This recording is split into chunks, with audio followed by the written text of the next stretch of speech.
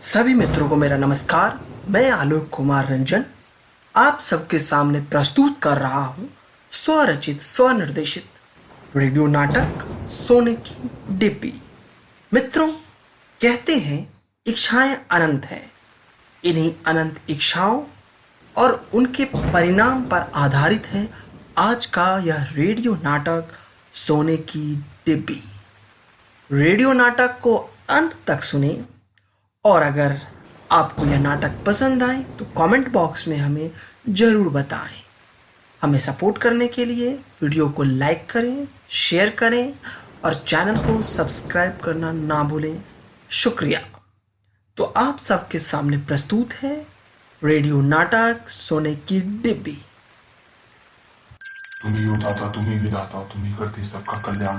देखो हमारे तुम ही सहारे, दे दो हमें धन और मान। जय हो भोलेनाथ, जय हो भोलेनाथ। बम बम भोले, बम बम भोले, बम बम भोले, जय भोलेनाथ। सुमित्रा, हम मंदिर जा रहे हैं। आज मंगल है, मंदिर में भीड़ बढ़ जाएगी। बाहर मौसम भी खराब हो रहा है। समय से पूजा कराओ। और हाँ, हम विलंब से आएंगे। आज मैं 16 माला फेर कर ही उठूंगा। हाँ, आपको पूजा पाठ के अतिरिक्त घर के हालात दिखते हैं। घर में खाने को अनाज नहीं और आपको भक्ति के अतिरिक्त कुछ सोचता ही नहीं। अरे किस इंतजार में बैठे हैं कि किसी दिन आपको शिव जी वरदान दे देंगे और हमारी ये दरिद्रता समाप्त हो जाएगी। हाँ सुमित्रा, बिल्कुल। कल रात्रि हमारे सपने में शिव जी आए थे। कह रहे थे मेरी भक्ति से काफी प्रसन्न है, वरदान मांगने बोल रहे थे। तभी तुम्हारा ये पुत्र मणि, इसके रोने से मेरी नींद खुल गई और मैं वरदान न मांग सका। पर देख लेना, एक दिन भोलेनाथ मुझसे जरूर प्रसन्न होंगे और प्रसन्न होकर मेरी मनोकामना जरूर पूर्ण करेंगे। देख लेना सुमित्रा तुम। अब आपको कोई नहीं समझा सकता। शायद भोले ही आपको सही मार्ग पर ले जाए। न जाने मैं कब तक दूसरों की हस्तरेखा देख देख कर ये घर चलाती रहूंगी। अब रोज रोज थोड़े ही लोग हाथ दिखाने आते हैं और वो आखिर देते भी क्या है, चंद पैसे। तुम अधिक चिंता ना करो, मुझे पूर्ण विश्वास है जल्द ही हमारे भाग्य बदल जाएंगे। अच्छा तो हम जा रहे हैं, इससे पहले कि बारिश और भी तेज हो जाए।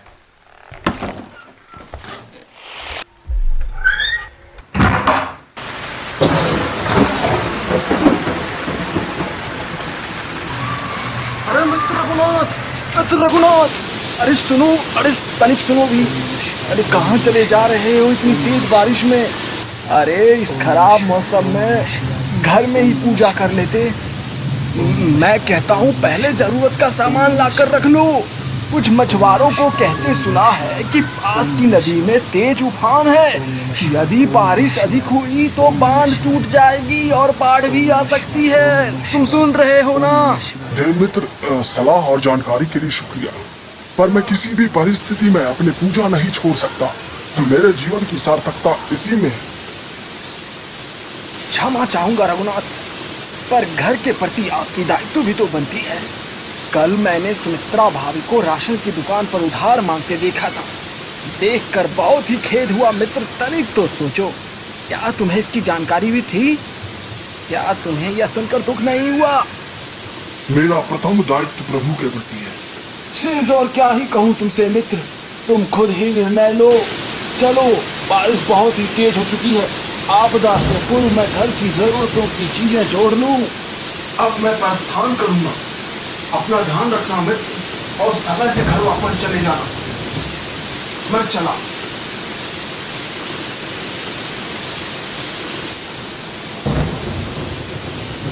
तुम कुछ भी कह लो मित्र, मुझे भरोसा है एक दिन मुझे सब कुछ मिल जाएगा। एक दिन मेरी आराधना से प्रभु जरूर प्रसन्न होंगे और प्रसन्न होकर मुझे वरदान देंगे। देख लेना, मेरा भाग्य बदलेगा, जरूर बदलेगा। इस रघुनाथ पंडित का भाग्य बदलेगा, मुझे पता है। भोलेनाथ मेरी परीक्षा ले रहे हैं। ओम नमः शिवाय, ओम नमः शिवाय। ओम नमः शिवाय, ओम नमः शिवाय, ओम नमः शिवाय, ओम नमः शिवाय, ओम नमः शिवाय, ओम नमः शिवाय, ओम नमः शिवाय, ओम नमः शिवाय, ओम नमः शिवाय, ओम नमः शिवाय, ओम नमः शिवाय, ओम नमः शिवाय, ओम नमः शिवाय। भोलेनाथ, इस रघुनाथ पंडित की परीक्षा ले रहे हैं ना, मैं हार नहीं मानूंगा। उन्हें मुझे वरदान देना ही होगा। मैं उन्हें अपने तप से अवश्य प्रसन्न करूंगा।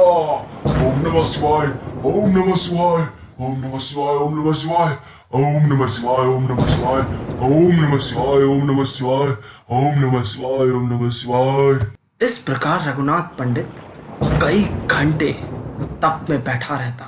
बाहर तेज बारिश होती रहती है। बारिश इतनी कि पूरे ग्राम में पानी ही पानी भरा होता है। लेकिन रघुनाथ पंडित अपने हट पे बैठा भोलेनाथ की तपस्या करता ही जाता है। 1 घंटे 2 घंटे कई घंटे बीत जाते हैं, लेकिन वो नहीं उठता। कई घंटों के बाद एक आवाज आती है। तेज प्रकाश और बिजली के चमकने के साथ वो आवाज होती है भोलेनाथ की। अब प्रभु की जय खोलो, प्रभु की जय हो। आंखें खोलो, मांगो, मांगो वत्स, क्या चाहिए?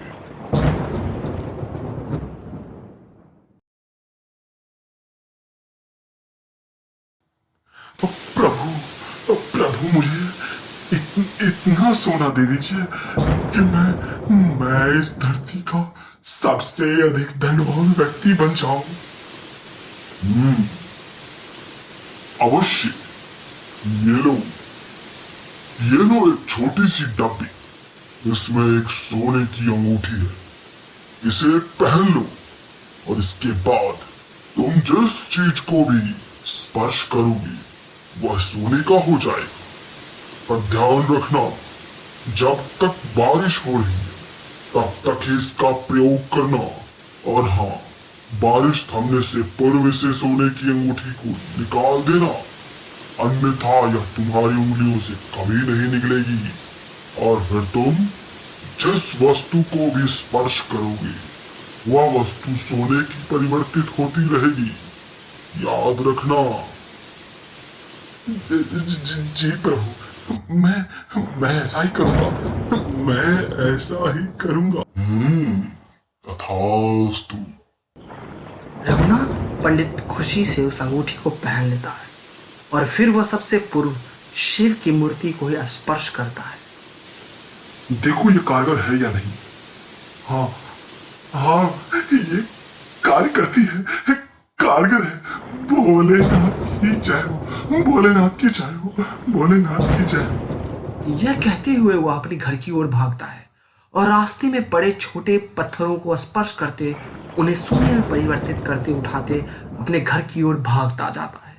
झटके से दरवाजा खोलता है तो देखता है घर में कोई नहीं है। दरवाजा स्पर्श करते ही वह सोने में परिवर्तित हो जाता है। एक पल रुककर वो अपने दरवाजे को देखकर खुश हो जाता और वो अंदर प्रवेश करता है। सुमित्रा, कहाँ हो? देखो मैं क्या लाया हूँ। अब हमारे दुख के दिन समाप्त हुए। इस धरती पर हम सबसे धनवान व्यक्ति बन जाएंगे। ये देखो, ये हमारी चारपाई सोने की हुई। ये देखो भोजन के पात्र, ये सोने के हुए। ये देखो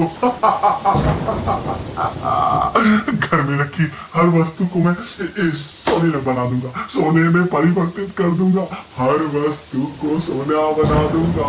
तुम कहती थी ना भोलेनाथ मुझे वरदान नहीं देंगे। देखो देखो भोलेनाथ ने मुझे क्या दिया, सोने की अंगूठी।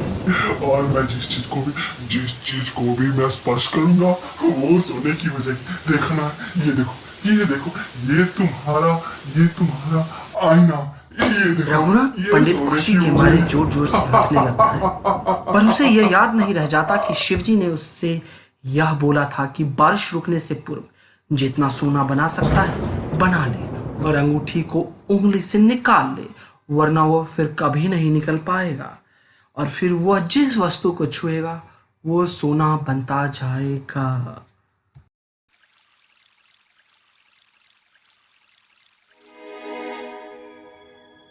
हे प्रभु, बाहर तो बारिश थम गई। क्या यह अंगूठी अब मेरी उंगली से कभी नहीं निकलेगी? फिर मैं भोजन कैसे ग्रहण करूंगा? प्रभु प्रभु प्रभु मुझे क्षमा कीजिए, क्षमा करें प्रभु। मैं समझ गया, ये प्रभु ये मेरे लोभ और लालच का ही परिणाम है। मुझे ऐसा प्रतीत हो रहा है जैसे मैं प्यास से दम तोड़ दूंगा। ये जल का पात्र सोने का हो गया। अब मैं क्या करूं? प्रभु मैं मर रहा हूं।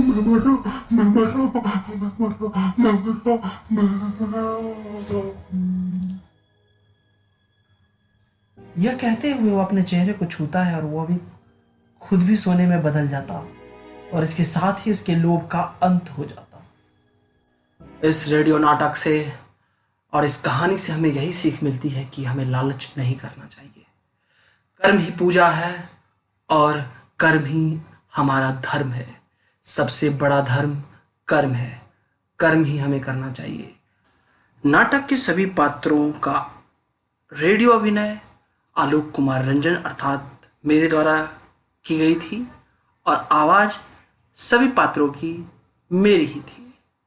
कहानी के अंत में हमें अब इजाजत दीजिए। एक नए रेडियो नाटक के साथ हम फिर हाजिर होंगे। तब तक नमस्कार, जय हिंद, जय भारत।